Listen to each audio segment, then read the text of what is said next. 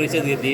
पावना धरण पाईपलाईन बंदिस्त पाईपलाईन रद्द होण्यासाठी जे आपण प्रयत्न चालू आहेत, काय सांगणार? खरं तर पवना नदी ही मावळ तालुक्याच्या अस्मितेचा आज प्रश्न निर्माण झालेला आहे. आज धरणग्रस्तांचं पुनर्वसन त्या ठिकाणी पूर्ण झालेलं नाही आहे आणि धरणग्रस्त हे पूर्णपणे वाऱ्यावर आहेत. त्यांचे कुठलेच प्रश्न आज सुटलेले नाही आहेत आणि तरीसुद्धा पिंपरी चिंचवड महापालिका स्वतःच्या चुकांवरती डोळे झाक करून आज इथून पाणी पळवण्याचा जो प्रयत्न करत आहे, पवना नदीचं पाणी डायरेक्ट बंद जलवाहिनीने नेण्याचा जो प्रयत्न करीत आहे, त्याला आमचा विरोध आहे.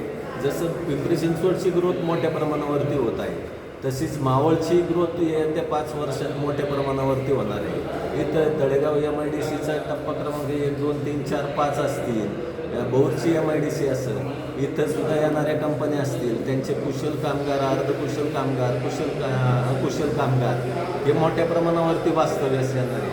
आज चाकण MIDCचे अनेक कामगारसुद्धा तळेगावला परत प्राधान्य देतात. मग मावळ तालुका हा मुंबईच्या जवळ असल्या कारणानं अनेक टाउनशिप प्रकल्प या ठिकाणी होतात. क्रिस्टल हिरानंदाने असेल किंवा तुमचं गोडा बेलमेंडो असेल किंवा वारीवांना असेल, असे मोठे मोठे प्रोजेक्ट येते मावळात येणारे. पण त्यांच्यासाठी पाणी आमचं हक्काचं जे आहे ते आधीच तुम्ही पळवण्याचा प्रयत्न करतात आणि मावळच्या विकासाला त्या ठिकाणी नक्कीच या ठिकाणी भोग घालण्याचा प्रयत्न होतो. शेतकऱ्यांचे मूलभूत प्रश्न आहेत. आज आमचं पाणी नसेल तर लहान लहान छोटे शेतकरीसुद्धा त्या ठिकाणी उपजीविकेचं साधन त्यांच्याकडे नसणार आहे. म्हणून पवना नदी ही पूर्णपणे ही प्रवाहितच राहिली पाहिजे. प्रश्न आहे तो 28 किलोमीटरचा गावंजापर्यंत. मग त्या 28 किलोमीटरसाठी जर तुम्ही 1600 ते 1800 कोटी रुपये खर्च करणार असाल बंद जलवाहिनीसाठी, मग तुम्ही आज सांगताय की आम्हाला बंद जलवाहिनी का करायची, तर आम्हाला स्वच्छ पाणी भेटलं पाहिजे. पण स्वच्छ पाणी भेटण्यासाठी आज तुम्ही 2011 पासून ज्या वेळेस या प्रोजेक्टला बंदी घातली तत्कालीन मुख्यमंत्र्यांनी, 2011 ते 2016-26 पर्यंत 1 रुपये तरी तुम्ही नद्याच्या स्वच्छतेसाठी STP प्लॅनसाठी एक खर्च तरी केलेला आहे का, किंवा तुमच्या बजेटमध्ये तशी प्रोव्हिजन तरी आहे का? आज तुम्ही मला सांगा की पिंपरी चिंचवड महापालिका तिथल्या नागरिकांना प्रति फ्लॅट प्रति महिना 6000 लिटर पाणी फ्री देते. म्हणजे वर्षाला एका फ्लॅटला तिथं 72,000 लिटर पाणी फ्री देते.